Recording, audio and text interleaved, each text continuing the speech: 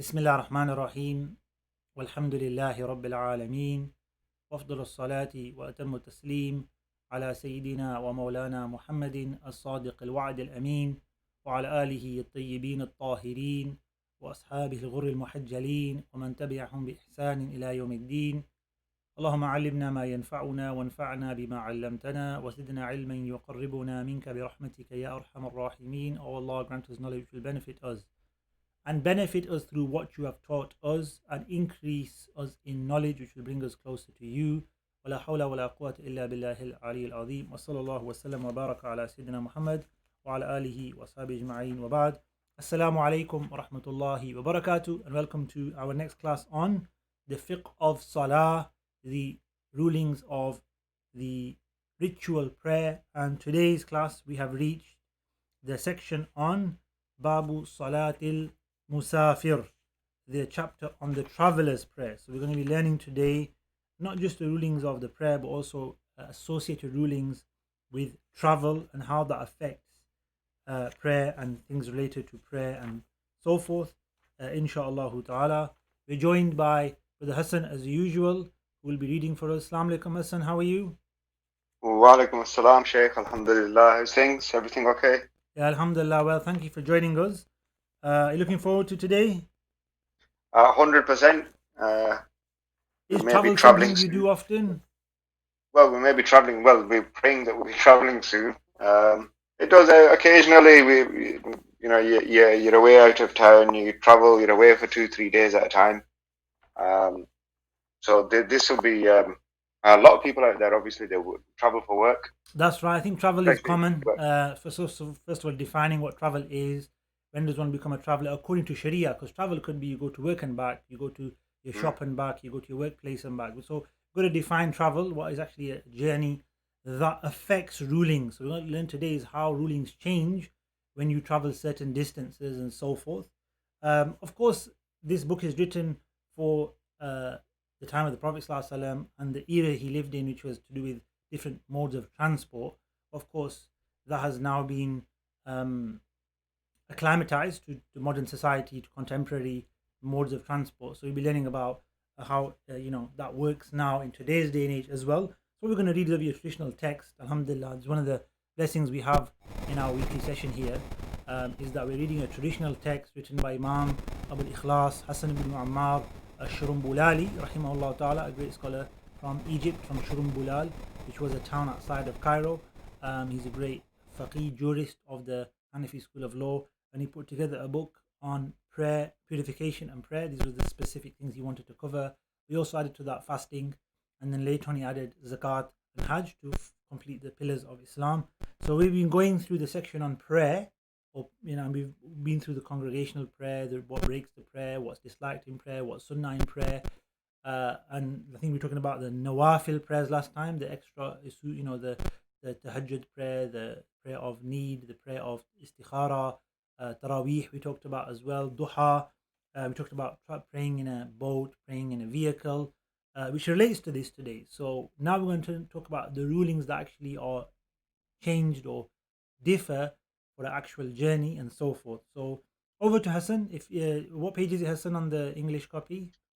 We're on page 229. So on page 229 of the hard copy, if you've got that in English.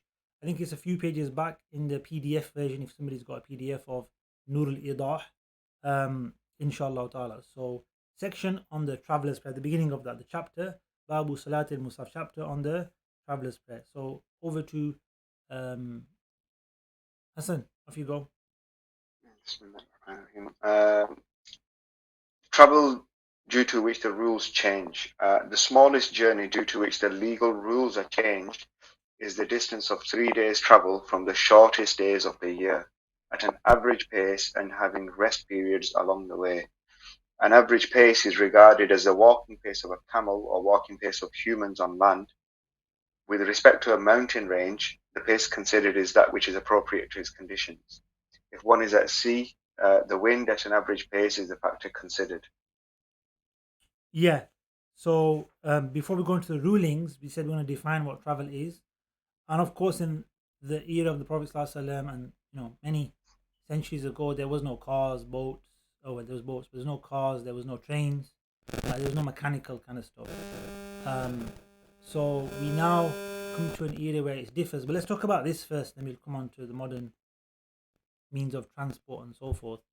Um, the actual ruling, as you can see, is that from based on the hadith, based on the understanding of the Quran and particularly the Sunnah of the Prophet ﷺ and the hadith surrounding journeying and the prayer changing, and that's the next point there. What happens if you go on this type of journey? You shorten the 4 rakat prayer to 2 rakat. That's the next thing mentioned. So the journey that was defined was that of 3 days. So if you travel for 3 days and nights, obviously the full days, how far would you travel, or whatever you would travel? If you're traveling that type of journey, you would then shorten your prayers. You would then, have the rulings of a traveler, etc., which we're going to follow. And that differs from the terrain you're using to the vehicle you're using. So, if it's by foot, mashil aqdam, if it's by camel, if it's in the mountains, and if it's in the sea, it explains, you need the middle ground is taken. So, on average, how far would you travel on a camel on normal land? So many miles, so many kilometers, whatever. Okay, if you're intending to go on that type of journey, you're going to become a traveler. Rules are going to change for you, right? The exact time and rules change and so forth, we're going to explain shortly. We just want to get to the journey that you have to intend. So when we talk about this journey, we need to know about it because we've got to intend it. Okay, so when you intend to go to work and back and it's just around the corner, that's what you've intended. That's not a journey. That's one of these journeys. So it doesn't count as a traveler. If you intend to go to visit your friend or your family member who lives 10 miles away, does that come under this journey or not? It won't. So this is what we've got to define. So in those days, that journey could have been 30 kilometers, 60 kilometers. It will differ, and it was actually left to the people to decide. That's actually how a lot of fiqh worked in the past. That people, they were very close to religion, they knew the rulings, they were practicing them, they lived a similar lifestyle to what we see in these words that we read. And so they would judge that, I'm going on this journey, I'm going to be a traveler. I'm going on this journey, now it's too short, I'm only back in a day. It's not a traveler, it's not a journey of a traveler. So they would act according to their understanding of these same rules. Today we find that everything is done by car, by vehicles, very fast.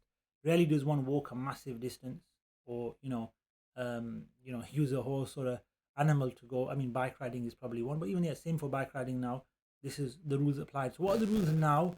You'll find different estimations of this or different what we call taqdeer, definitions of the amounts. But predominantly now you will find an opinion ranging from 50 to 60 miles.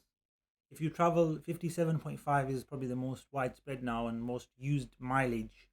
If you intend or you travel 57.5 miles or more from your residence, so where do you start the journey from? Scholars differed. Some said from your city borders, some said from your actual residence where you set your journey off. It could be not your residence, it could be actually from wherever you are. So you could decide to go on a journey whilst sitting at your friend's house. So your journey starts when you intend the journey, right? That makes sense.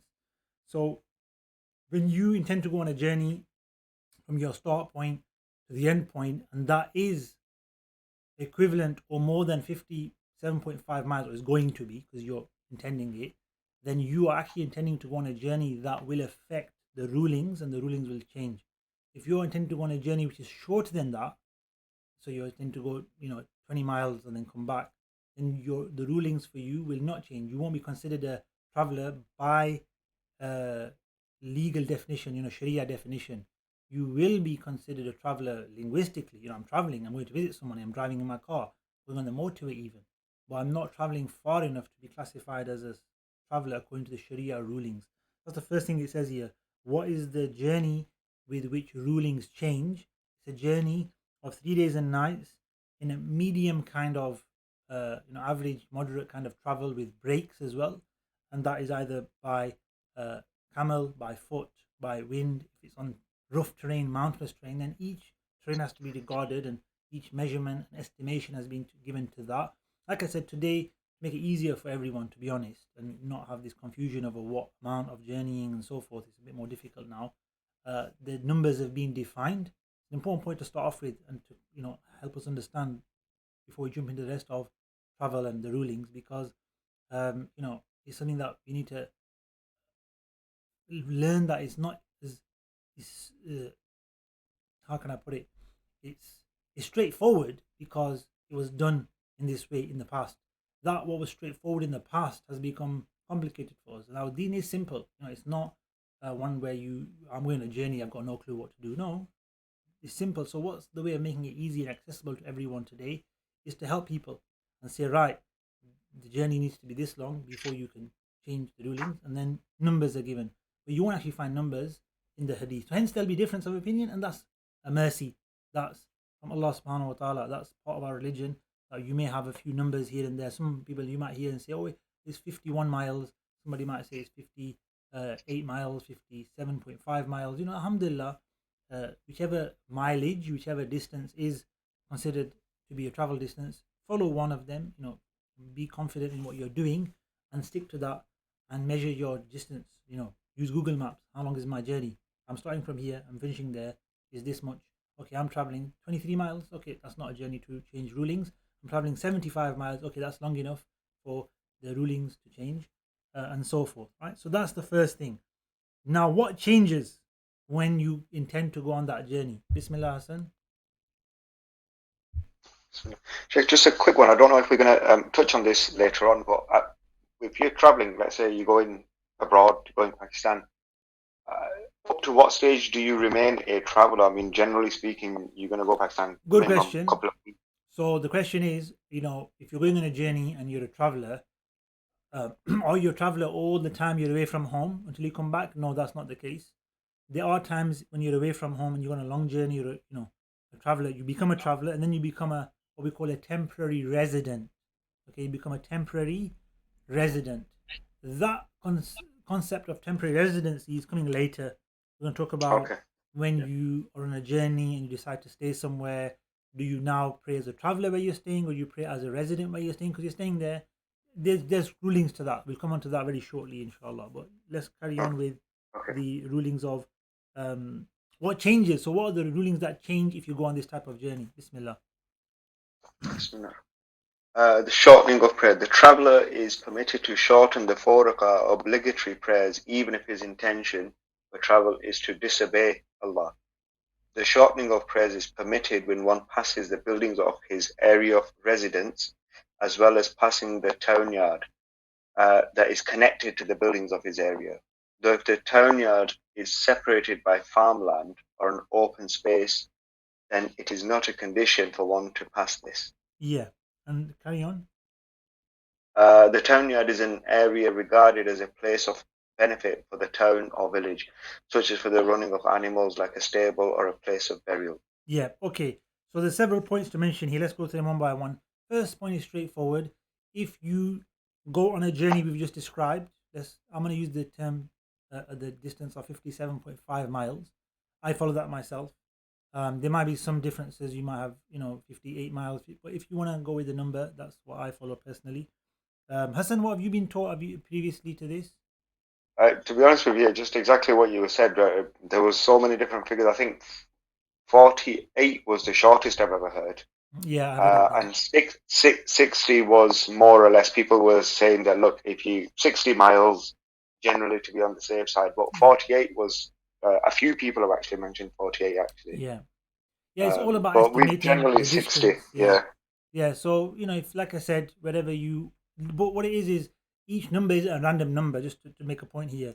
Each number is a calculation based on distances, on travel, on, relevant factors to journeying, which was then transferred into our mileage. Okay, so it's based on scholarship, or what we'd call ijtihad. It's a judgment, right? So because human judgment of that distance, so hence it's going to have differences due to differences in human judgment and how people see things, right? So alhamdulillah, we have differences, right? It's not a problem. So that journey, first thing, let's go back to the points here. So first thing, you shorten every 4 rakat prayer to 2 rakats. That would be the Dhuhr, Asr, and talking about the Fard here, Dhuhr, Asr, and Isha. You will pray them as 2 rakats, not as 4.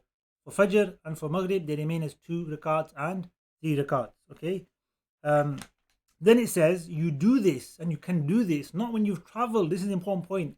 Not when you've traveled that distance of 57.5 miles. You can do this. You can shorten your prayers from the prophetic sunnah and practice So we see this, and when you leave the city boundaries, it says well, first of all, it says another point to mention. If you've been even if your intention for the journey is a sinful intention, what does that mean? You're going to do something haram. You're going to do something disobedient. Some people do this to travel to do certain things that are worldly or haram or disobedience to Allah subhanahu wa ta'ala. It doesn't matter. At the end of the day, you're on a journey, and part of it's going to be sinful. Doesn't mean you leave your prayers. What it also doesn't mean, what some scholars said was you still go do your prayers, but you don't get the dispensations if your journey is a one with a evil or a negative intention. Whereas we see here that the opinion given here, which is what we follow, is that you can take the dispensations even if your intention on your journey was a sinful intention. That's a separate point. Going back to the point of when you can shorten your prayers, as soon as you leave the city, it says there, when you leave the houses, the last houses, that then after which you just open land. Okay. Now, practically speaking, where is that today in our cities and so forth? Depends where you live, to be honest. If you live in a village, then it's easy to recognize that the houses have stopped. I mean, they couldn't just open land. Sometimes there are border marks. You got signs. You've left your city, and most likely when you get onto the motorway, so before the motorway, you're in your city. As soon as you hit the dual carriageway or if there's a dual carriageway or whatever road that connects you to the roundabout, to the junction, onto the motorway, you're outside of your city. Even if you're technically in the borders of your city, really there's no housing there. It's just open roads, motorways, and you can't really stop and pray there either. But you probably get to the services. You'd probably end up in another city by the time you do stop. So then you would be outside of your city. It says you have to also go past the courtyard of the city or the fina of the city. This is like an area in the outskirts of cities that was used for, as it says, it explains later, which I asked Hassan to read, which was used as stables, which was used as cemeteries, which was used as a kind of area for the city's kind of needs, where it was slightly detached from the city, or it was on the outskirts. So that's part of a city. So you have to go past that as well. Now, if that's really far away, then between that and that area might be, it says here, what did you read, Hassan? If there's what distance? The last section over there. Yeah, it says, and if the courtyard is separated by a farm or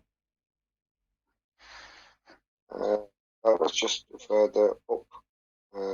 Farmland or open space. open space, it doesn't really say how far the open space No. is. But the word ghalwa, just looking at the Arabic, the word ghalwa is 300 to 400 steps. That's what a ghalwa is. Sorry, it says in brackets that's not in bolded. Is it around 400 paces long? Yeah, up to 400. So if there's that distance between the borders of the city Yeah. and cemetery, let's say outside, then as soon as you leave the city, it's fine. The cemetery is far away, it's kind of detached from the city. Yeah. If the cemetery is really close, then when you get past the cemetery, when you get past the farmland or some kind of stable area, with all days they had camels and things they'd leave outside, and they had areas for looking after things. They might have a marketplace at the edge of the city. When you left all of that, then it would be the place where you can start to shorten your prayers. Look, you don't have to travel the full 57.5 miles. You just have to intend to do that. So my intention, let's give you a practical example. I live in Manchester. I'm intending to go to Birmingham for some classes, and I, get into the car in the morning at 7:30, and I start my journey. I drive through Manchester, so I would go south, right, and I drive through Princess Parkway, wherever it's called, right, Princess Way, and I'm in Manchester for a good several miles, 10 miles or so, probably. I don't know how many. And then I'll hit the A556 or something, right? I'll get onto the A56, the M56, and then from the M56 onto the M6. When I get to that borderline of leaving the Manchester border onto the dual carriageway to the motorway, to the M56, etc., I will have left Manchester, right? And I will now be on motorway. There'll be no buildings around me, nothing, and I'll be on a motorway. There'll be buildings to the side, farmlands, one or two odd houses, etc. But now I'll be outside of the city of Manchester. The first services I think that come are, let me see if I can get it right. Maybe Knutsford. No, maybe I'm going too far. Maybe there's one before that. But there's a service on the M6 close to the M56. As soon as you get off the M56 onto the A556, I think it is one of them, and you get onto the M6, right? The beginning of the M6, sorry. If I stop there, I've only done from my home maybe 30 miles or so. I don't know exactly how much. But I can stop there and say, right, I've got to pray. I did a bad time. But let's say if I wanted to pray Fajr, Fajr was on the way. Let's say about now Zohr time. Right? Zohr's on the way. I can't pray my Zohr. Yeah, I can stop there at the services. Obviously, you don't stop in the middle of the motorway. Stop at the services or stop, take a junction and get off and go to a masjid, wherever you want to go to. And I can pray there. What would I pray? If I'm praying Zohr, which is a better example, because Fajr you pray as 2 rakats. I would pray Fajr if I was praying by my Zohr. I would pray Zohr. If I was praying by myself, as 2 rakats. As we're going to learn, if you pray with the congregation, you follow the Imam. But if you pray by yourself, you pray the Qasr, you shorten the 4 rakats to 2. And I will pray 2 rakats, okay? I will pray 2 rakats for Zohr Salah. And the reason I will is because I intended to travel 57.5 miles or more. I've left the borders of my city, and they're the two things that you need to do to be able to shorten and take advantage of the rules of travel. And one of the rules of travel we just mentioned is shortening the 4 rakats to 2 rakats. Okay. Carry on, Hassan. There's some more things to learn. Conditions that validate the intention. Number one must be independent. Shall I go through the 3 conditions? Yeah, read them all, and then we'll go back to them, inshallah. Okay. Number one must be independent. Number 2, maturity. And number 3, one cannot travel less than 3 days. That's less than the 81. It's 81 kilometers. 81 kilometers, 55 miles, 57.5 miles. What's written there is probably a slightly shorter amount. 81 kilometers, I think, is less than 57.5. I keep mentioning, but I think it's more about 55 miles. Or maybe less than that. I think 81 kilometers. I'm not good at converting miles to kilometers, but it's a bit less than 57.5, I think. But nevertheless, that's what's written in that book, the one we have in English. That's a taqdeer, a measurement. Well, you mentioned 3 things that you need to have if you are to be able to intend to be a traveler. Number 1, you have to be independent in your ruling, in your judgment, in your ability to make an intention. That's going to be explained shortly. Number 2, you got to be baligh. You got to be a mature person, meaning pubescent and responsible for your own prayers and your own fasting and so forth, which is at the age of, age of 12, 13, 14, 15 at the latest. And once you're 15, it happens anyway. So then it says, and also the third one is not to intend to travel less than, obviously, the amount. So if you intend to travel 3 miles, 10 miles, 20 miles, 30 miles, that's less than the distance required, which is 57.5. So in all of those 3 circumstances, if you don't fulfill those 3 rules, those 3 prerequisites, shart, then you will not be able to become a official traveler and take advantage of the rules, and a shari'i traveler by Sharia, and take advantage of the rules of traveling. It then explains those 3 things, or just the previous statements, not just those 3 things. If you read on, Hassan, we're going to go through practical examples of when you wouldn't shorten the prayer because you don't fulfill some of those previously mentioned conditions. Faddal. A person cannot shorten his prayers if he has not passed the buildings of his area of residence. Good. We'll do this one by one. So if you haven't passed the buildings of your residence, then you haven't gone out of the city, then you can't shorten your prayers. If I was on a journey, like my journey again, I live in North Manchester, I'm going to Birmingham, so I'm going to drive through Manchester. You can go around the motorway and leave your city from the north, which is often what people do from North Manchester. They go on the M60 in the north, in northerly direction, they go all the way around the M60, circular, and then they go south. But, save a bit of fuel probably, and it might be more economical to go on the motorway. But save mileage on your car and just go straight south, you save about 10 miles. And in the morning it's quiet, so you probably want to do that. So I'm in my city for 10 miles. I can't shorten my prayer whilst I'm in the city. I can't stop somewhere and say, right, I'm going to pray my Fajr, pray my Zohr. I'm going to shorten it because I'm going on a journey. But you haven't left your city. You can't shorten the prayer whilst you're still in the borders of your own city. That's number 1. Number 2. If the buildings have passed, prayer cannot be shortened if the passer is a boy or be a dependent person who is joined to his leader who has not made the intention of travel. Yeah. Such as a... Yes, before we do the example, just to explain that point. So if you have gone past the city borders and you have intended to travel 57.5 miles or more, however, it's a child, then there's no such thing as a traveler's prayer for a child, basically. You can see from there. The child can pray and can pray as a traveler if he's with the parents. But what he's trying to say here is there's no legal obligation on a child to take the laws of dispensations of travel or not. He's not mukallaf in the first place to pray or to take the rulings of prayer. But if he does pray, then he'd pray with the parents and he'd pray as they pray. Or somebody is dependent on somebody else. Now, this rule is important because when you're traveling together, this is talking about groups of travel, then if you're independent people, like you just mates, and you all got your own intentions, that's fine. You might be traveling to different journeys, you might get dropped off on the way, whatever. But if you're traveling as a family, or another example is like in the olden days, they would travel as expeditions. An army would travel, lead an army and their followers. So in these circumstances, you've got to keep people together, and who decides what actually is happening is the head of the journey, which in an army would be the commander. So if somebody can't say where, the soldiers can't say we're intending to go to X place and back. Well, no, you're following the commander. The commander's taking you to X. So you're dependent on the commander's intention and guidelines and commands and orders, right? That's what the whole idea of being an army is. You need that order. So the real intention comes from the leader, which is the commander, the army leader. Another example of that, the first one actually mentioned there, is the wife with the husband, right? So ladies, if they're traveling with their father, with their husband, they need a mahram. So that's the rule of a lady traveling 57.5 miles or more.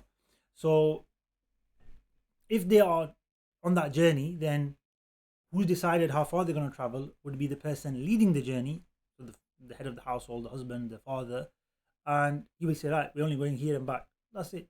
So you may want to intend something else, but really what's going to happen is what the leader of the journey intends, the husband, the father. Obviously, there can be an amicable agreement over what happens. He's talking about a fiqh ruling of prayer here. I'm not talking about who controls the journey or anything like that. That's obviously a discussion. The lady can control the journey, but the intention is the right of the husband, to be honest, right?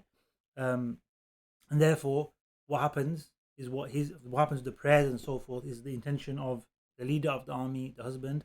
And the other example given here is the slave with his master, right? So if there are slaves that are owned by an individual, which is no longer existent, right, or it's very rare. It does exist, guys. We think slavery is completely gone. There's forms of slavery around the world still, unfortunately. But if that was the case, then the intention would be who the slave's intention is going to be what his master is intending. Yeah. So Bismillah, if you want to carry on, Hassan. Just to finish off that one, so it just ends up with likewise one intends to travel distance less than 3 journey, If you want to 3 mention days the journey. 3 things, I mentioned them, but if you want to read them in English. Okay. Like a lady. So, for example, such as a wife with her husband, slave with a master, or a soldier with his commander. Yep. Right. So those situations are when whose intention is it? We're all in a group. Whose intention is it? Yeah. This person's intention what counts. Okay. Meaning whatever that person intends is the whole group journey. Okay. If you're independent people, like a group of mates, like colleagues, or just all basically independent, then whatever your intention is, you're not dependent on anybody else. But in these situations, these people are being led on the journey. Therefore, the intention goes to the leader of the journey. Likewise, so this is going back to the rules of travel. Likewise, if one intends to travel a distance of less than 3 days journey. Yes, this is straightforward. So if you leave your city and you travel a distance of 20 miles, which is less than 3 days in the calculations, then you won't have the rulings of shortening the prayers or any of these kind of things, right? Okay. The intention of traveling and residing is taken from the primary source, which is a person who is followed, such as the leader, husband, master, commander, etc., and not the follower, unless the follower actually knows the intention of the one they are following, and this is the soundest view. Read that again without mentioning the examples. Just read the whole sentence. The intention of traveling and residing is taken from the primary source, which is the person who is followed. Yeah. Unless the follower actually knows the intention of the one they are following. So I think you've just explained that exactly. No, I think that translation doesn't fit the meaning here in Arabic. I'm looking at the Arabic. Okay. So we explained it just now. So what it means is, and this is the practical example of what it means, the niyyah of whether a person, whether you are a traveler or a resident, comes from the asl, the primary source, which is the father, the husband, the leader of the army, etc. Not the one following. So the one following might have an intention, might not have an intention, but he has to know the follower. He says, in alima, if he knows, if the follower knows the intention of the leader. So if the follower thought something else and never clarified and prayed certain prayers according to what they thought was the intention of the leader of the journey here, we're talking about the army leader, the husband, that's fine, because that's what you thought. You can't now decide to go against the intention once you learn it, though. So you didn't know the intention of the leader. You thought it was something. Let's give an example. Husband and wife go out on a journey, and they have a discussion. We're gonna go visit your in-laws. This that. He's like, yeah, okay, yeah, we're gonna go to the park. Yeah, we're gonna go to the zoo, whatever, right? So he's got one idea. She's got another idea. Just giving you an example, right? So they go on the journey. They're on the motorway, and he starts pulling off. And before they get to the journey, like, let's stop and pray Zohar, right? Stop and pray Zohar. She goes to whatever area she prays. Ladies, people don't separate ladies, but let's just say they pray separately. She prays 2 rakats. She thinks they're going on a journey to her in-law, to her parents, and they're going to be traveling another 100 miles yet. And he's like, yeah, I told her we're going to the zoo, we're going to go back home, right? But, he's got like, we're doing 30 miles, we're going back. So he plays 4 rakats. So she's played 2, he's played 4. On the understanding they're going on a journey, long journey, she's played 2. On his intention, they're only going to the zoo and back, playing 4. They come back, and all of a sudden they carry on, and they turn off to the zoo. She's like, wait a minute, I thought we were going to my parents. Like, nah, I told you we're going to the zoo and going home. Like, hey, that's not fair. Yeah, I told you we're going tomorrow to your parents. Don't worry, we'll go tomorrow. She's like, oh, but I prayed my prayers 2 rakats. We're only going to travel 30 miles. But when she left her home, what was the intention? Travel 100 odd miles and back. And that's what she thought her husband's intention was as well. So in that situation, her prayer is valid with 2 rakats. His prayer is valid as 4 rakats. But on the way back now, they have to pray Asr. They stop to pray Asr. They're both going to pray 4 rakats, because now she knows the intention of her husband, and practically the journey's been clarified that you're not going on a journey. So they're going to have to pray 4 rakats each, right? So this is what it means here. If the follower knows the intention of the leader, which they should clarify, it's a conversation, you're going to be traveling with them, then they can't make their own independent intention. However, if they thought of the intention was X, Y, Z and didn't clarify, then whatever they did according to their initial assumption is valid as well, right? So knowledge obviously supersedes, knowing or supersedes your assumptions. But if you assume something, then that's fine. Does that make sense, Hassan? What is the point trying to be made there? Yeah, no. Yeah, it does. Yeah, okay, brilliant. So now we move on as to. well and going. Sorry. No, it was. Yeah, I was just saying it's clear. Just on that, you mentioned if you're going with a few mates, are you're driving in a car? Are you, as an adult, are you dependent on the driver? Are you still independent then? How would that work? No. So like I said, if you're a group of lads, you got a driver. The driver isn't the leader of the journey. There's another concept of the Amir of the journey. That's a sunnah that actually maybe more of a wajib. That when you go on a journey, then you should appoint one of you as the Amir. The Amir decides where you stop, where you carry on, and all that, and what food you get and rest breaks and stuff. If there's there's no agreements, right? If you can all agree on stuff, that's fine. So in that situation, obviously you've all agreed to go on a particular journey, but it may not be the case. Some of you might be on part of the journey and stopping and coming back, might be getting dropped off somewhere. So everyone's got their own intention. It might be the same intention, but it's an independent intention for everyone in that situation.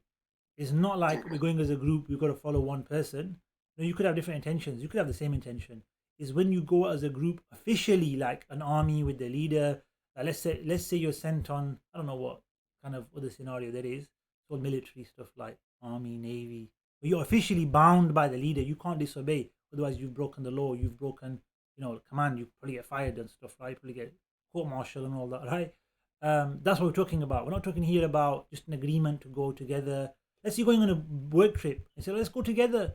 You can all go independently in your own cars, but save fuel, save, carbon footprint, etc. So you decide to go together. It doesn't make one of you the leader of the other. You just got the same intention to go to the same destination. That's not the concept of leader and follower on a journey. So in your question where you talk about, group of you going together in the same car, There's no leader of the intention. There should be appointed a leader of the practical side of the journey, such as stops, rests, decision making, etc. Does that make sense? Yeah, yeah. Okay, good. That, but a lot of the time for us, it's just journeys like that. You're out with the lads. What do you do? So we're independent You're essentially. independent, but you We're should not we're have not bound somebody by them. to be in Yeah. charge of decision making if there's a need. Somebody says, Yeah. okay, I want, I won't mention restaurant companies, but I want to eat in X restaurant and you want to eat in Y restaurant as a big kickoff, right? No, we always take your side, always take this, that, the other. So, listen, brother, listen, akhi. Mm. We have the sunnah of the Prophet ﷺ. We appointed a leader when we started the journey, which you should have done, Amirul Safar, right? And we should all understand that this person, we all trust him, we all name the Amir because we respect him. Let's just go with what he decides. Tough situation to be in, right? You're going to disappoint someone. He might decide a third restaurant to make it all fair and square, right? But he might prefer one, but you should appoint the Amir as somebody who's wise. He might think, look, how can we keep everybody happy? Yeah? Let's go to both. I don't know. Whoever the Amir decides, you should follow them. Right? And to disobey the Amir there, the leader, Amir here being the leader, is sinful. Right? Allah says in the Quran, obey Allah and obey His Messenger and those with authority among you. And it says those with authority among you obviously means leaders, it means governments, it means scholars, it means people of authority. Right? One of the meanings is when you have a journey and there's somebody in charge, a commander of an army. These are the times that you obey, and if you don't, you cause problems, you cause issues.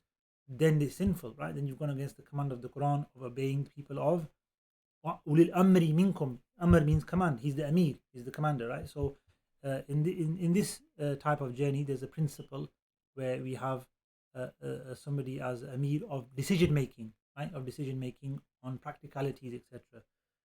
Hope that's a good point though to mention for everyone in journeying itself and how to go on journeys. The hadith actually says, Sayyidul Qawmi khadimuhum fi safar. The master of a people, the leader, Sayyidul Qawm, the leader of a people, is the khadimuhum, is their servant on a journey. Some people stop and say, Sayyidul Qawmi khadimuhum, the leader of a people is his servant, which is true as well. The leader should be somebody who serves the community, serves his people, etc. But the hadith actually has an addition of fi safar, on a journey. So the idea of a leader isn't I'm a leader, I've got command. The idea of a leader is to be somebody who facilitates, who guides, who helps, and makes things easy on the journey. But that's another topic. Let's get back to this. So let's talk about shortening the prayer. Bismillah. The ruling of shortening. The shortening of prayer, according to the Hanafi madhab, is regarded as a prayer in its original state as it was when it was first introduced. Yeah, what that means is prayer was established as 2 rakats. That is the azima or the original form of praying the prayer. It was increased to 4 rakats at a certain stage. I think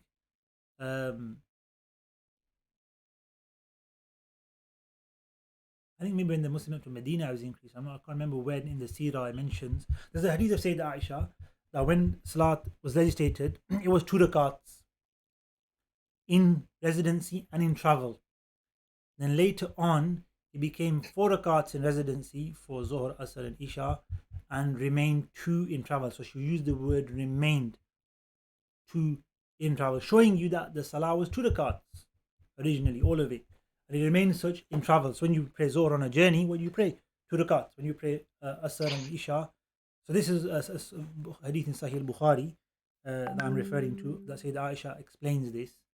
The whole history of prayer and how it went from nafil prayer to fard prayer to the rakats is a kind of big topic in itself.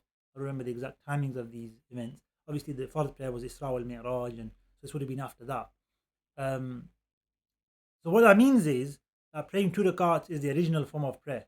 Okay, so when you go on a journey, you go back to the original form of the prayer, and therefore, it's not a choice anymore.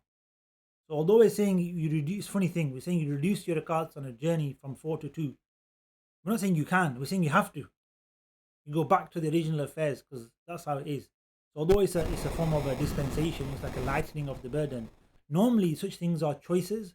Like for instance, if you want to wear leather socks, like khuffain, and wipe over them, that's a choice. You don't have to wear them. You can wear them. But if you do, you get a lightening of the burden of washing your feet. It's much nicer and easier, right?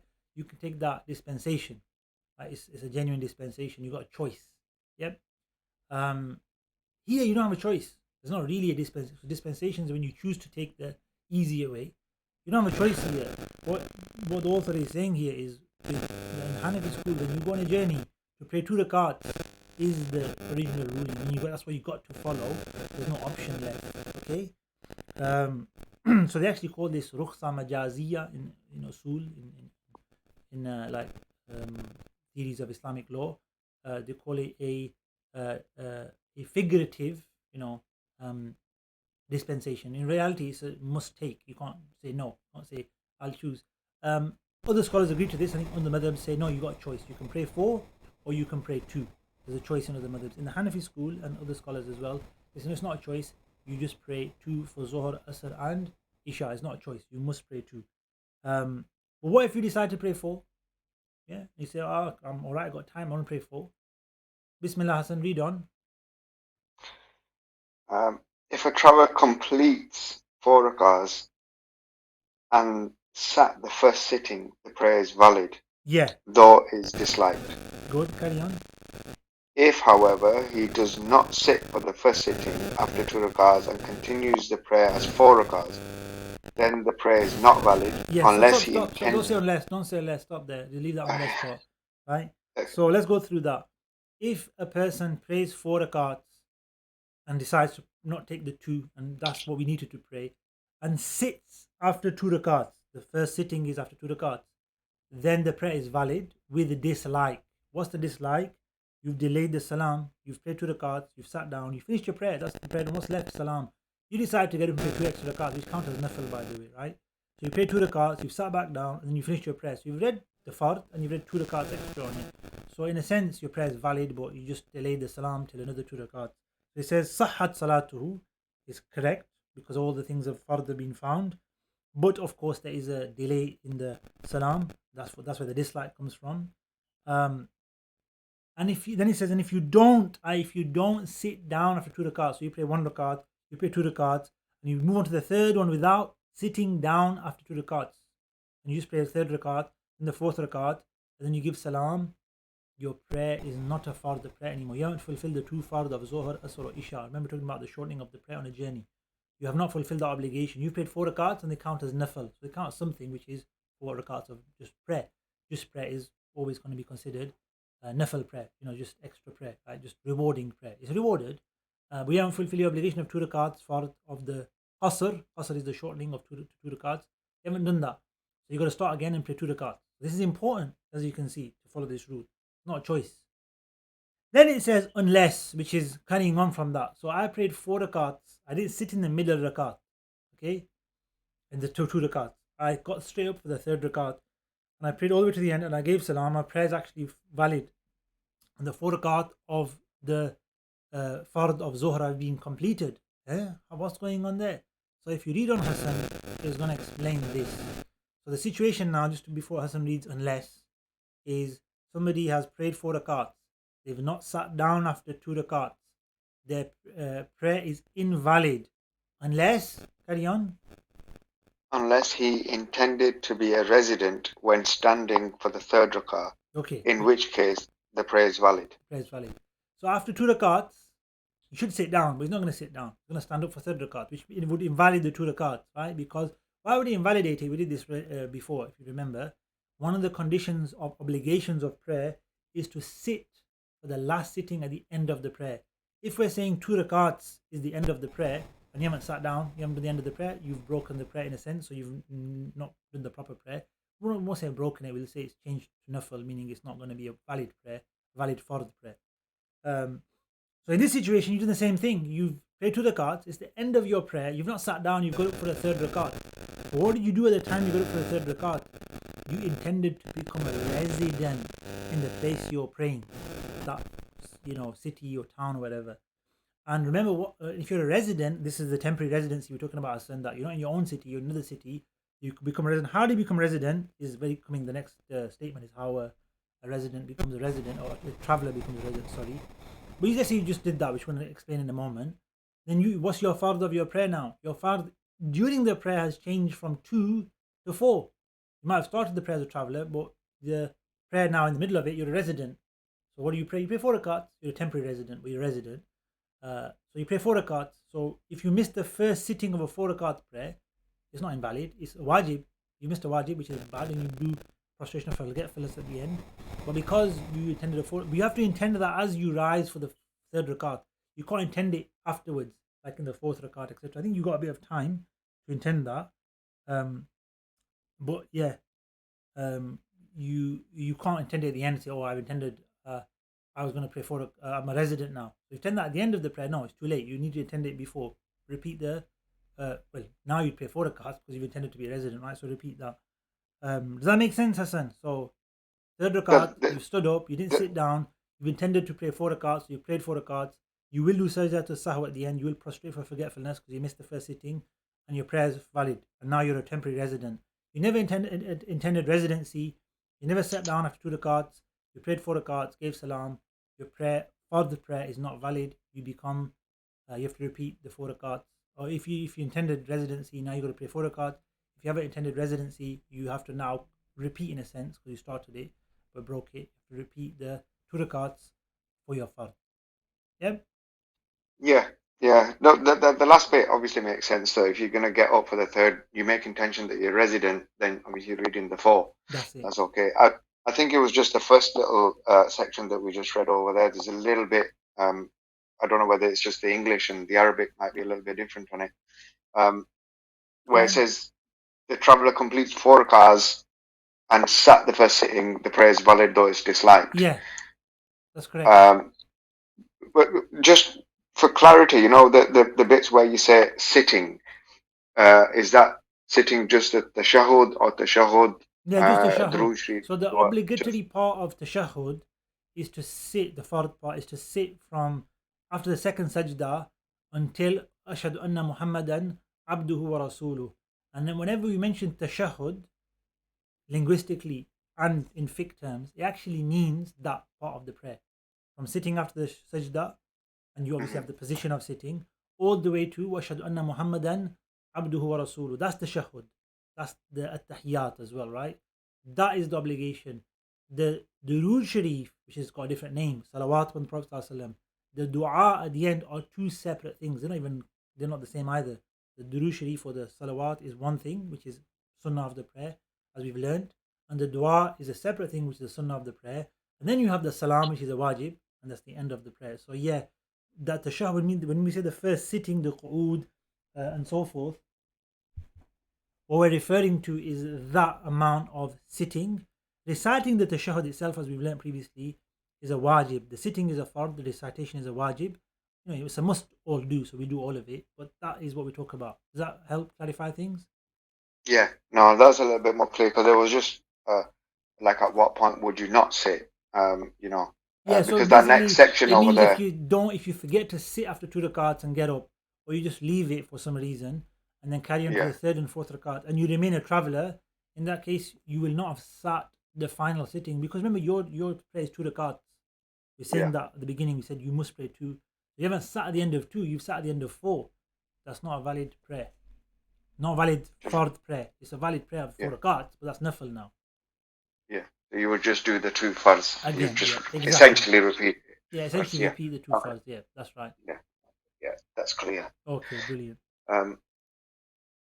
Period of shortening prayers. The traveller is to continue shortening his prayers until he re-enters his hometown or until he makes an intention of staying at another town or village for 15 days.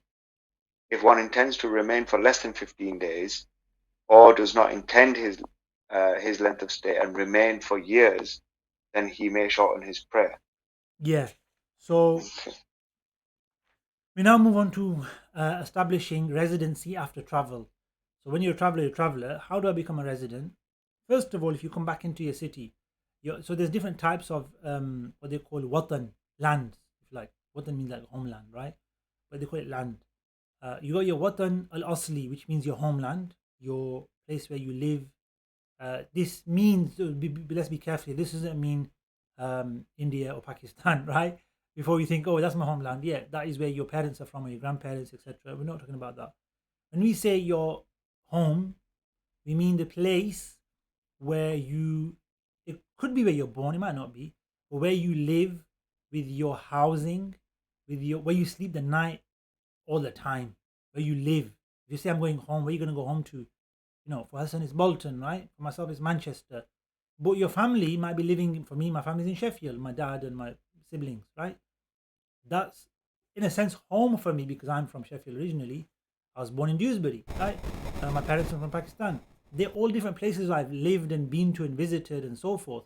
But right now, my home, Watan al-Asli, where I live, and have housing and family, my children go to school, I work, etc., is Manchester. That's my homeland. I might go to Sheffield every weekend. I might go, well, not right now, unfortunately, but yeah, I might go to Sheffield every month or every several months during the pandemic. Um, that doesn't. I might go back to Pakistan every few years. About 3 years ago now, 2, 3 years ago, 3 years ago.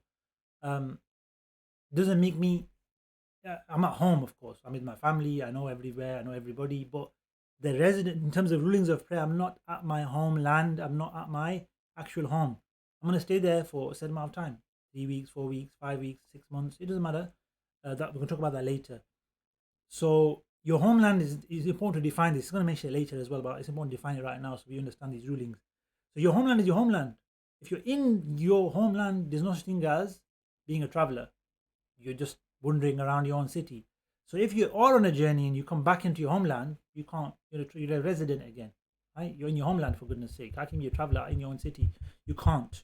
Even if you were to move around your city for thousands of miles, like here, there, and never go home, you would never become a traveler within the confines of your borders of your own city. Okay. So literally, if you would like to spend a long day traveling all around your city, 10 miles this way, then big cities like Manchester, Birmingham, London, 10 miles that way, 20 miles. Oh, today, you know what? I traveled 120 miles within my own city.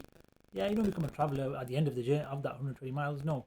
In your own city, just moving around your city, there's no such thing as being a traveler. Okay, so that's the first thing. Whenever you in your own city or you return to your city, you will be a resident. If you were on a journey, you've just broken it.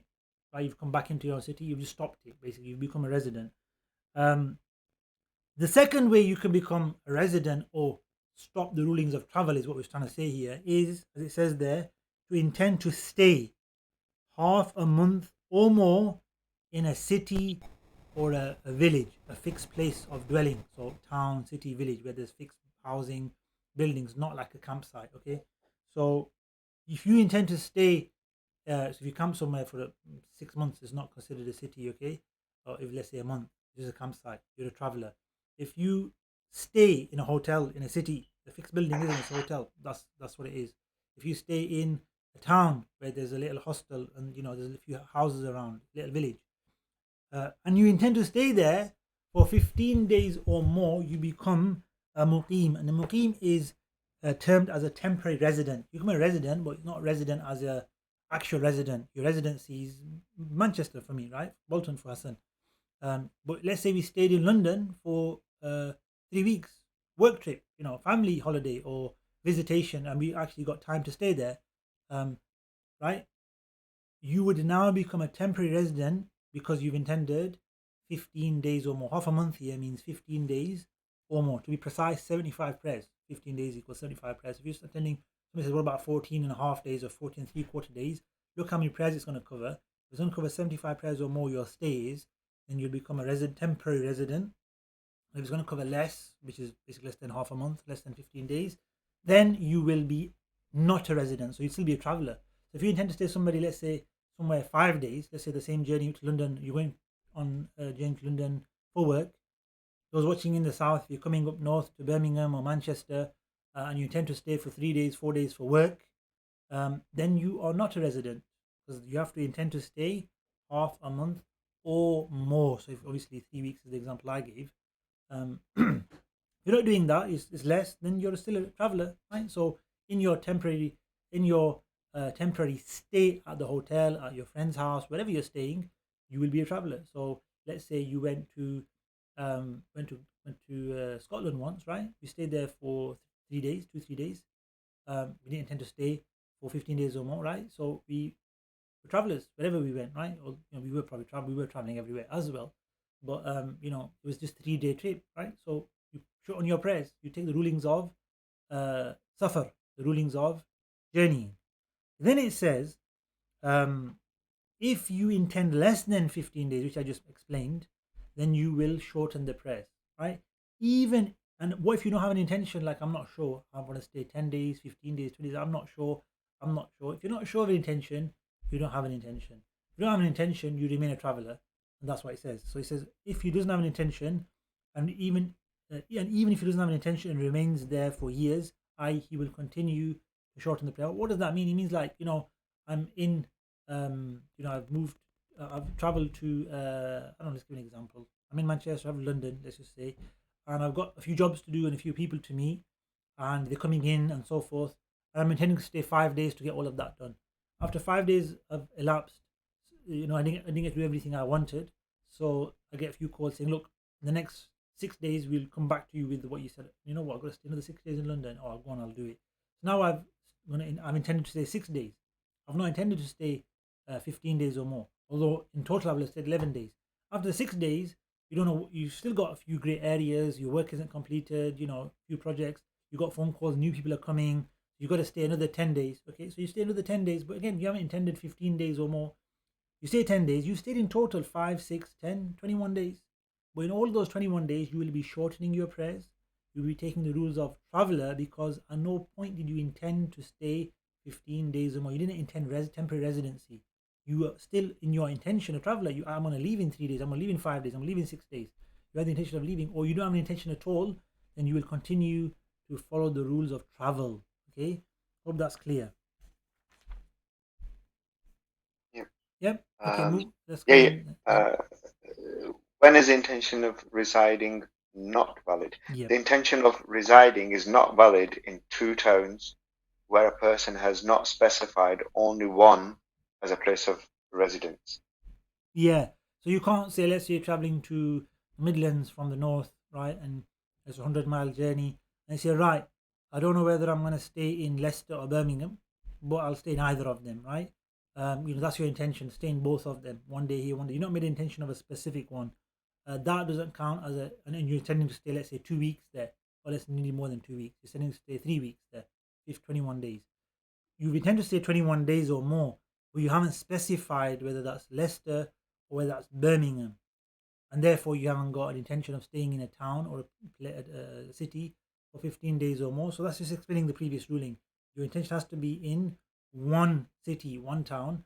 You can't, say I'm going to do two towns, but I'm not. If you say I'm going to go to Birmingham and stay in Birmingham for so many days, etc., 3 weeks, and I'll be making journeys in this intention, of course, right? Journeys to Leicester and so forth, where your hotel and everything is going to be in Birmingham, and that's fine. You've intended one city and you're journeying to another one that's local. It's not, I don't know how far Leicester is, not too far. It won't be more than 58 miles, I hope. No, I think it's a bit closer than that. Or let's say Coventry, that's quite close to Birmingham, right? Then you can do that. You can go and pop out to Coventry and back and so forth. But you intended one place. That's fine. You can't intend both. You got to intend one. If you have intention of both, it's a cancelled intention. It doesn't count, right? So you still be a traveler if you intended both. If you intended one of them for 15 days or more, you become a resident. Next one. If you've just on that example, Sheikh, if you're in Birmingham, for us, obviously it's over the 57 miles. Yeah. But if you've booked your hotel there for over 15 days, you're a temporary resident there, so your namaz is not shortened. No, you is shortened. So we're saying if you've booked your hotel, if you've said, like I'm saying Birmingham, booking the hotel is proof of that, right? And you're gonna go and stay in Birmingham for 20 days, right? And during those 20 days, you pop out to Coventry, you pop out to Leicester, and so forth, and you come back to Birmingham, then that's fine. You've done that. Well, in your journey, you might be going with the places. That's okay. What it's saying here is, you're going to different places, and you don't know whether you're gonna stay all the days in Birmingham or some days in Leicester. So you don't intend to stay in one place. You intend all of them. You say, right, on this journey, I'll intend a few days in Birmingham. I'll stay a few days in Birmingham with a hotel there. I'll stay a few days in Coventry with a hotel there. Because you've selected two places and not one for the continuous 15 days or more, you won't become a resident. So you will remain a traveler and, shorten your prayers. If you, like you said, stay in Birmingham with the one hotel for those many days, that's your intention, then you become a temporary resident and you will pray full wherever you go. So if you're in then Leicester, you'll pay full. If yeah, you're in 'cause Birmingham, you'll pay full. because you are Because you're resident in Birmingham temporarily, in yeah. Birmingham and And you're that just happens doing short often. That journeys. happens often. Yeah, You go stay somewhere for a while, and you might travel in and out to the places. It's fine. You know, yeah, your residency is in one place. yeah. Okay. Intending the desert as a place of residence is not valid except for those people who live in tents as their homes. Yeah. So, like you said, you'll go to a city or a place that's built up, town, village, etc., where there's buildings. You can't go and say, "I'm camping here, so I'm gonna camp here for 3 weeks. I'm a resident here." No, camping is camping. You're out in the wilderness. You're in the middle of nowhere. It doesn't matter how long you stay out there. You can't intend to be a resident. But there are people who live in the wilderness, Bedouins and these kind of people, right? They literally live in tents. You know, the gypsies sometimes, right? Things like people like this. They travel, then they move around. So if they want to stay in a campsite, they want to stay in the woods or in the countryside, uh, in tents for 6 months, then that's a valid form of residency. They can do that. It's not a problem, right? But that can't be done for somebody whose homeland is the city or a town. It can be done. These people don't have that. This is their homeland. You see, they haven't got one, so they would just go about doing stuff in their local. Well, in the middle of nowhere, they can move wherever they want. If they decide to stay in one place, becomes their residency. Now, if they travel from there and come back, then so their journeys and everything would be around that particular campsite, right, for them, which is a rare situation. It's not for, obviously, most people live in cities and built up areas, but those who do live in these kind of areas and that kind of lifestyle, the ruling differs for them.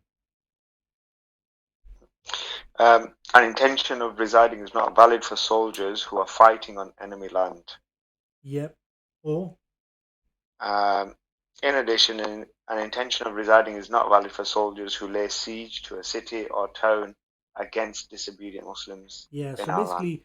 basically, if this doesn't really apply very much, but if there's an army that's either in enemy lands or being attacked or under siege by somebody in a particular site, they've traveled certain mileage to go there and protect the borders of the Muslim lands or deal with rebels, etc.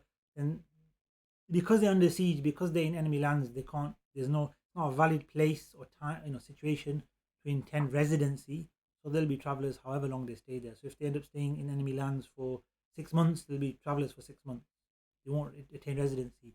If there's rebels which they're constantly engaging with, so there has to be. This is here muhasara, so they have to be under siege. They have to be like a danger, and that lasts for several weeks. Then they will remain travelers. You can't intend to be resident. You don't can't intend to be resident. You know what? Then they're going to attack and drive you out. That's the whole idea here.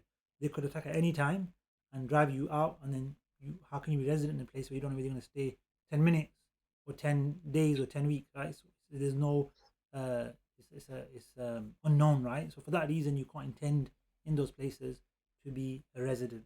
It's very, like I said, armies and stuff, right? It's not really for us, practically speaking. Carry on. Uh, praying behind resident and vice versa. If a traveler offers prayer in its time behind a resident imam in the congregational prayer, then the prayer is valid and the traveler is to complete the prayers 4 rakahs with the imam. If, however, the congregational prayer is not being offered in its time, the traveler is not permitted to pray behind the resident imam, though the traveler can be the imam for the residents in this case, and can also be the imam if the prayer is offered in its time. Yeah, so there's 4 scenarios here, guys, right? Number one, the traveler leads the prayer in the time of the prayer. Zuhr. He's going to pray 2 rakats. The person behind him is going to pray 4 rakats. That's not a problem. Situation two, the traveler leads the prayer again, but this time it's outside of the prayer time. They both missed the prayer. The traveler is going to make up 2 rakats, and the resident is going to make up 4 rakats, and the traveler is the imam. Not a problem. Okay, that's valid. Other way around. Situation three, the resident is the imam. Okay, it's in the prayer time. Somebody comes and follows him who's a traveler. He's got to pray 2 rakats. It's valid to follow the resident imam, and he'll end up praying 4 rakats because this is what the Prophet ﷺ did, and we don't look to any deductive reasoning or understanding beyond what the Prophet taught and the Sahaba did, right? Although technically speaking, it's a bit problematic, right? So there are the three situations which are all valid prayers. In both cases where the traveler is leading in the prayer time, outside of the prayer time, and the third case where the resident is leading the prayer, traveler is following in the prayer time, is valid, no problem. The only situation where it's not valid to pray a traveler with a resident is when, again, the fourth situation now is when the resident is the imam, the traveler is following, and it's outside the prayer time, meaning they both missed the prayer and now they're both doing qada, which could happen. You could both come late to a prayer and, oh, we missed the prayer, we missed the time of the prayer. Oh, we can pray together. Yeah, we can, and you will pray together. It's not a problem. Normally, you don't make up prayers together that you missed. It's a private affair, right? But in a case where publicly or openly you just happen to miss the prayer, you might be, in a situation that happens, then you can make it up together as well. You can do qada as well together.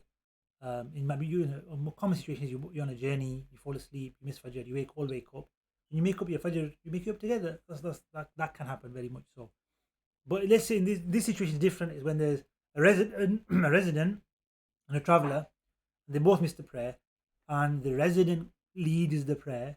It's invalid for the follower to be a traveler, right? His prayer will not be valid behind the resident imam if they are doing a qada. So making a prayer is called qada, and of course they're going to be doing the same prayer. It's a weird one, but it's not valid. Okay, why is it not valid? Somebody might ask, why is all the other three valid, this one not valid? Because of the same reason as we had before of the last sitting. After 2 rakats, the traveler has to do a fard of sitting down. Yeah, the resident is not a fard for him because he's a resident. He's got to pay 4 rakats, then do the fard of sitting down. He's got to do his first sitting after 2 rakats, which is a wajib.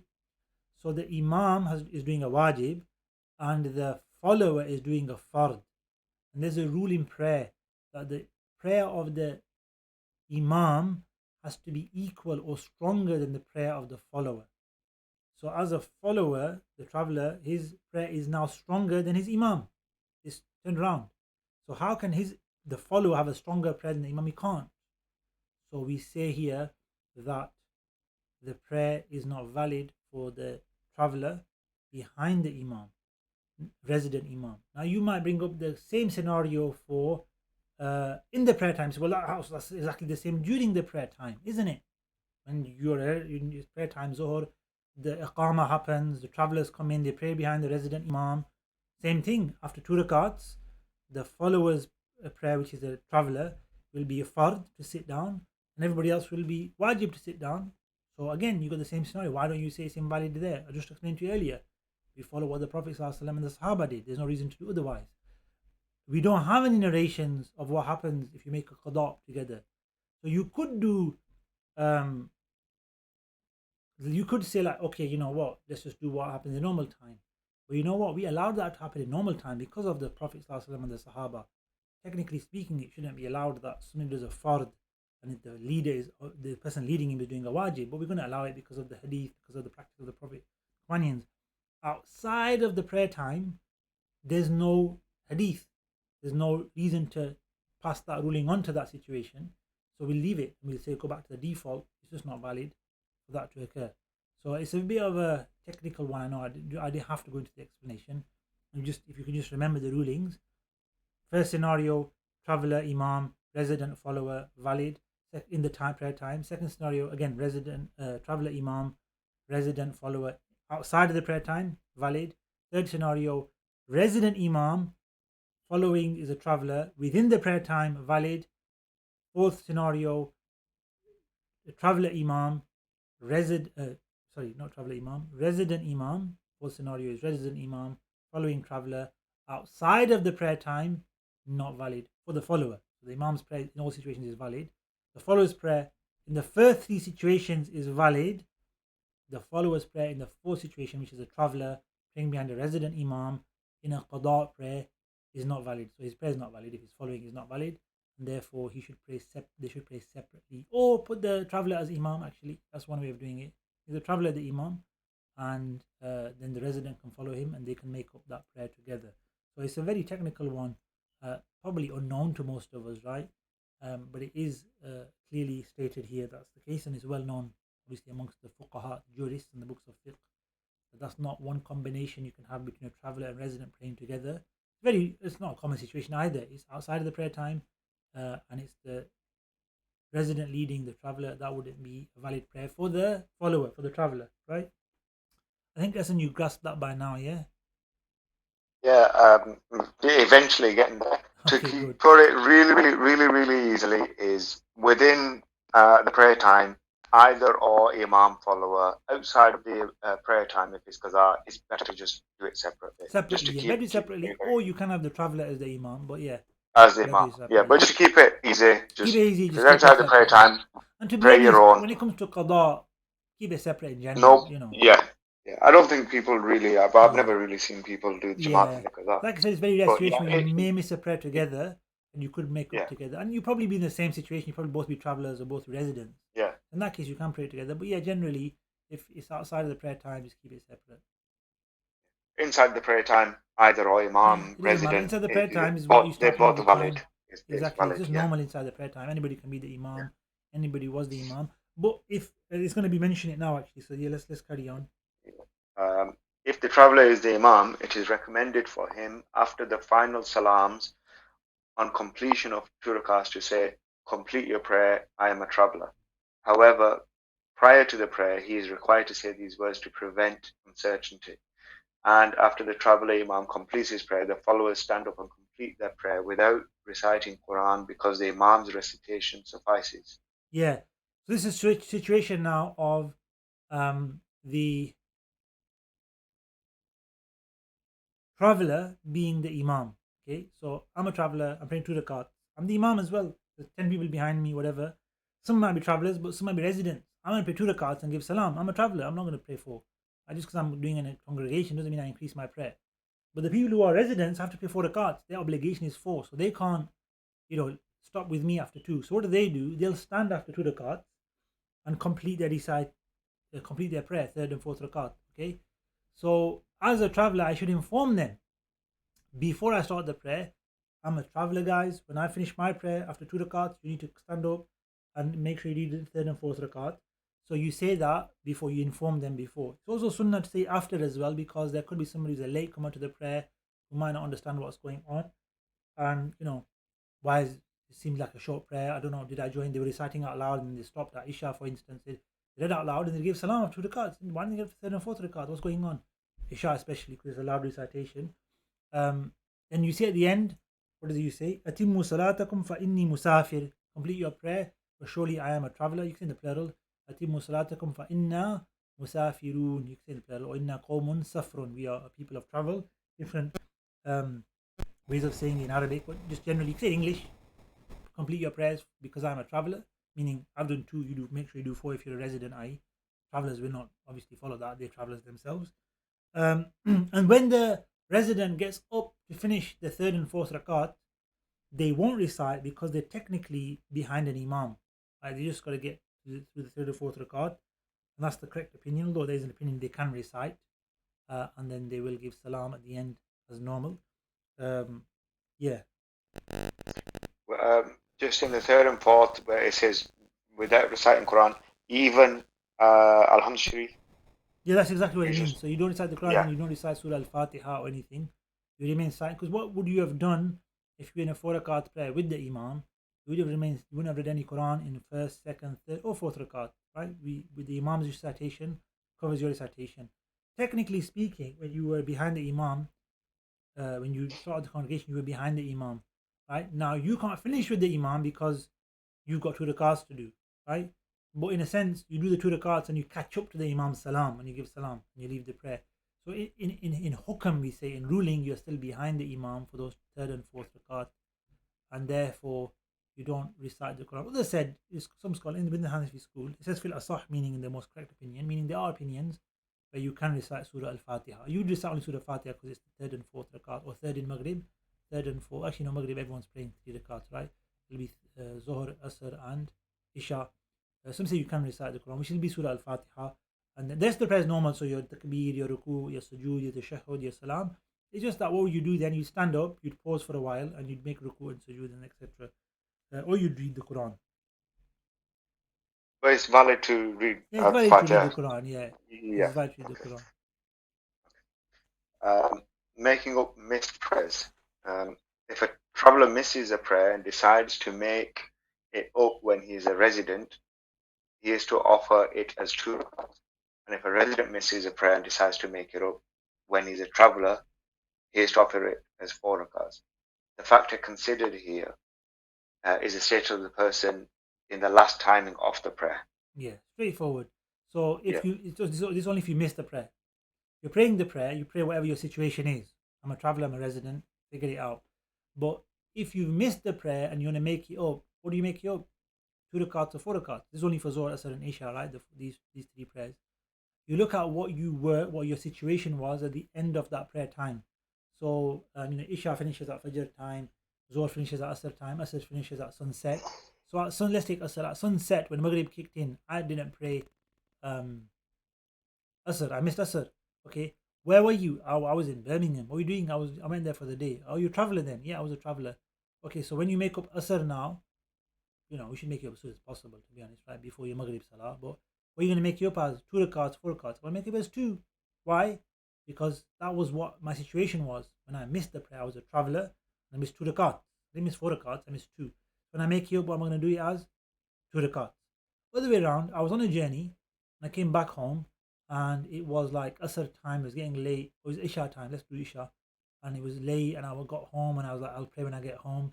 And I got so tired when I got home, just fell asleep. Woke up in the morning, 3 a.m., 4 a.m., whatever, 5, 5 is a bit late this time. But yeah, 4 a.m. Oh, Fajr, Isha time's gone. Oh, I missed Isha. Right? What am I going to pray Isha? I was going to make Isha as. I came from a journey. When I arrived in my hometown, it was 11 o'clock at night, 12 o'clock at night, right? It was Isha time. I didn't pray Isha as a resident. I missed Isha as a resident. At the beginning of Isha, when Isha time started, I looked at my watch, 11 o'clock. Oh, I can pray Isha now. I'll wait till I get home. At the beginning of the prayer time, I was a traveler. At the end of the prayer time, 1, 2, 3 in the morning, whenever the Fajr time comes in for you, what were you? You were a resident. You were at home. So you're going to make up that prayer if you missed it as a 4 rakat prayer of Isha. And also, yes, you will, if someone is asking, make up the witr prayer as well as 3 rakats. Witr is wajib to do that. But yeah, that's how it works. And if you were a resident, if you're a traveler, sorry, and missed Isha, you'd make up 2 fard of Isha and still 3 rakat of witr. Does that make sense, Hassan? Yeah, that Yep. was Okay, straightforward. Bismillah, next one. A person's original permanent residence is no longer regarded as such when it is replaced by a new permanent residence. Yeah. So I'm a good example of that. I used to live in Sheffield, with my family, housing, school, education, work. So that was my hometown. I moved to Manchester 5 years ago with my family, housing, job, everything, schooling, etc. So the new residency hometown for me and my family is Manchester. It's a common example for ladies that get married. When you get married and you live in, let's say, London, but your husband lives in, we'll be using the Midlands, let's pick a different city, Derby, right? So you move to Derby, but you're from London originally, and you move to Derby. You're not a traveler in Derby, you're at home. That's your husband's home, it's your house. You may start work there. Your children will go to school, they'll be raised there. You might decide to move as a family to, Milton Keynes, wherever you live as a family, that's your hometown. You can only have one hometown, okay? You can only have one hometown, which is where you and your family basically live, not your parents. Well, if you're living with your parents, your parents. If you're married and got your own home, then your own home. You, your wife, your children, your spouse, etc. That's a family unit. If you've got independent housing, if you live in the same house as someone, then obviously that's your housing, that's your residency, right? If you're independent housing, then maybe in a different city, then you're new, that's a new residency, right? So it can change. If you buy a new house, sell a new house, move to a different city. If you just move away from your hometown for work for 6 months, that's not hometown. What's your intention? Work for 6 months. What are you gonna do after that? Come back. Come back where? Home. Exactly. You didn't sell your house. You didn't change your schooling for your children. You worked 6 months away somewhere, and you came back. Right.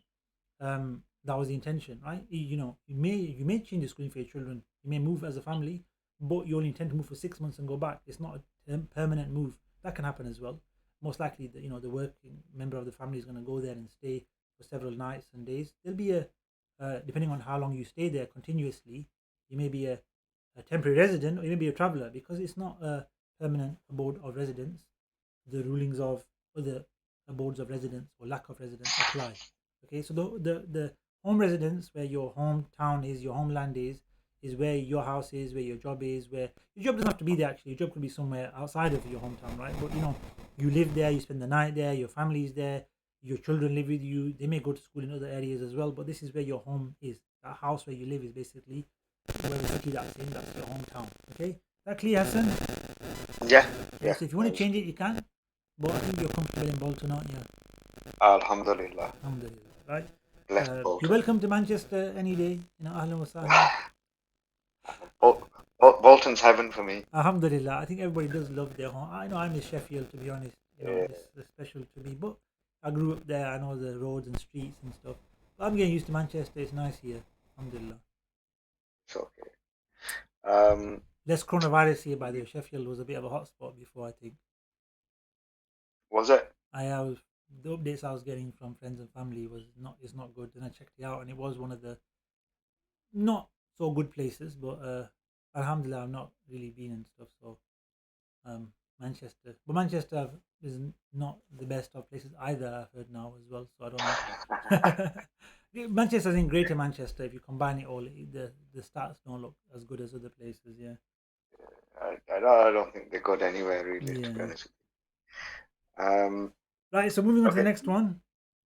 The place of Iqama ends when a person locates to a similar place like it, or if he merely sets out on a journey from that place of dwelling, or if he returns to his permanent residence. Yeah. So three things will cancel out the temporary residency. So we explained that before. 15 days or more in one place, one city, one town, you become a temporary resident. So you could go on a journey and stay there for 3 weeks in one place. You're a temporary resident. That obviously is going to stop one day. How will it stop? Well, your return journey home. As soon as you make the return journey, any journey, obviously you could be the return journey most likely. If you decide to cut it short and travel back earlier, or you end up cancelling or changing your plans and traveling out to another town and staying somewhere else, whenever you intend to travel, basically that whole concept of travel, then you will break. That's not the first thing mentioned, but I've jumped to the second one. That will break the temporary residence, and you'll become a traveller. Because if you become a traveller, you can't have a temporary residency. You're a traveller now.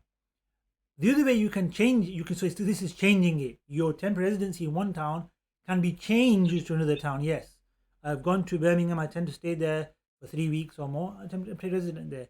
But you know what? Halfway through, I'm glad I didn't do my full booking of my hotel. I'm gonna go to like Kidderminster. I've got some things to do there, right? Or I can go to London. I go and intend to stay in this town, this city, for the next 3 weeks. I've changed my temporary residency from Birmingham to Kidderminster to London. You can do that. So it can change with the like of it. So now I'm in another town. That's my temporary residency there. Or I can travel from it. A travel is basically going back home, or any journey, by the way, that's 57.5 miles or more away from your temporary residency. So if you went from Birmingham to London, you've started a new journey. And Birmingham is no longer a resident town. You can't keep it as a resident town. When you come back, you got to make a new intention in Birmingham. Okay? So that could happen as well. You'd be like, say you're staying for 3 weeks in Birmingham. It's a temporary residency. All of a sudden something comes up you're not expecting, obviously. If you're expecting it, you would have intended it prior to that. And you have to go to London. So now you've changed your intention from staying from 21 days in Birmingham to travel to London. So you no longer got those 15 consecutive days as part of your intention. You're on a journey. You go to London. When you come back, you got to look at what your intention. So you're on a journey now. You're a traveler. All the rules of traveling apply. Okay. Now you got to look. You're going to come back to Birmingham in this example. So when you come back to Birmingham, look how many days left in Birmingham. I've only got 5 days left. You're still a traveler then. Oh, actually, you know what? I've got 20 days left in Birmingham. I've got 70. If you've got 15 or more, you can become a temporary resident again. So this is how the rules change. It's important to understand. You could be changing from one to the, if you're on journeys a lot and you travel for work and you whatever, then you could find yourself in a situation. It's good to know. So do share this with this video and these rulings with those that travel often and different journeys, because they need to know that this is how the rules are applied. And that could happen to someone. They could be intending to stay in one place for 20 days. They're temporary residents. All of a sudden have to pop off to somewhere far, do a journey. You become a traveller. Right? Just think about it. If you were to leave your home, go to London, you'd be a traveller. You're in Birmingham temporary residency. You decide to go to London. It's the same. It's the same. You become a traveller. So you can't hold your temporary residency as a traveller. Right? When you come back, you got to do a new intention. When you come back to your homeland, it's got default residency. And the third way is to change your temporary residency, is to come back home. You come back to your hometown, that's it. You've gone to Zilch again, you're a resident. You're a full-time resident, right? You now can't go back to your temporary residency. If you do go back, you have a new intention of what it is you're attending, so far away from home, etc., right? Bismillah. One's permanent residence is the place one is born or married, and even if one did not marry there but intended to live there, to live in as a permanent place of stay and not to emigrate from it. Yeah, so obviously if you're born there, you live with your parents. If you're married there, you're a wife that's moved to the husband's home. It could be the other way around. Husband may move to where the wife lives. Same thing. They becomes in residence. So you live together basically. If you're from separate towns, or you did not marry there, but you decide to move there. So families can decide to say, right, I'm not married here, but let's all move to Scotland, right, for work, for better education, for better lifestyle, whatever. There's different reasons people migrate and move. So yeah, that would become your new watan. That's what your watan al-asli is, where you intend to live, ta'ayyush, your ma'ash, your livelihood. Bismillah. The place of iqama is a place one intends to reside in for half a month or more. Yeah, so that's just defining them again, like I said it would. Yep. So the watan al-iqama is basically what we explained before, staying 15 days or more in one town, one city. That makes you a temporary resident. So the rulings of travel stop, you become a temporary resident. The final type of residency, which is not residency.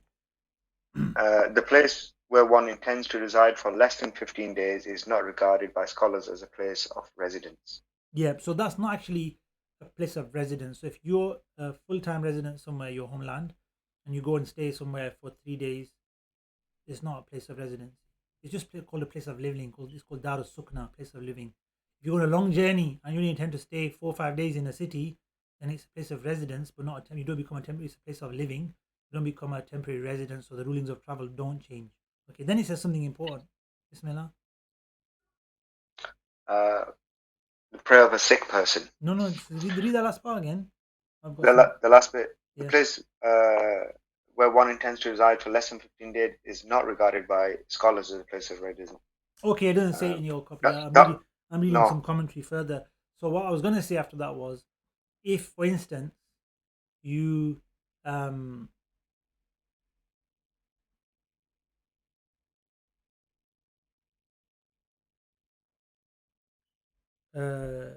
you intend to stay in Birmingham. Our example of Birmingham commentary is good. In Birmingham for 15 days or more, right? And then you have to travel to Coventry, yeah, and you happen to stay in Coventry one night or for whatever, right? You may have to stay for more than 1 day, but not 15 days or more. You may have to stay for several days, right? You're still a resident of Birmingham, right? Because what do you do when you start off? You intend to stay in Birmingham. You book the hotel there for a reason. You didn't travel. You didn't start a journey. Traveling to Coventry is only like 20-30 miles, right? So you didn't initiate a journey back to London. We said that if you initiate a journey to London, it breaks your temporary residence. Intending a short journey or staying somewhere else local to where you've intended to stay, surrounding areas, not far away, remember. If you go far away, you started a journey. It will not cancel out your temporary residence. And of course, something like this doesn't affect your homeland residence. If you go from your home to somewhere like this, temporary residency, he says in the beginning of the sentence, this has no ruling, it doesn't affect anything. If you ever do this short journey and you stay somewhere for 3 days or less, it doesn't affect your journey. You remain a traveler, or you remain you remain in your original state. If you were at home and you traveled on a short journey and stayed somewhere for 2 days, you're not a traveler, so you remain not a traveler, you remain a resident. You were a traveler and you did this, you remain a traveler. It doesn't change anything. You're a temporary resident and you did this, temporary residency somewhere here, there, nothing long, then it doesn't change your doesn't change your state from being a temporary resident, which is the 15 days or more, right? So this type of stay somewhere doesn't affect anything, okay? This doesn't change the rulings. Whether you're a traveler or a resident beforehand, you stay a traveler or a resident. This type of just staying somewhere less than 15 days doesn't have an effect on things. Journeying does. So that's something separate to the actual journey. If you decide to make a journey from Birmingham to London, that will have an effect on things, as we've explained before. Right? So just be careful how you apply these various rulings to your situation. Okay.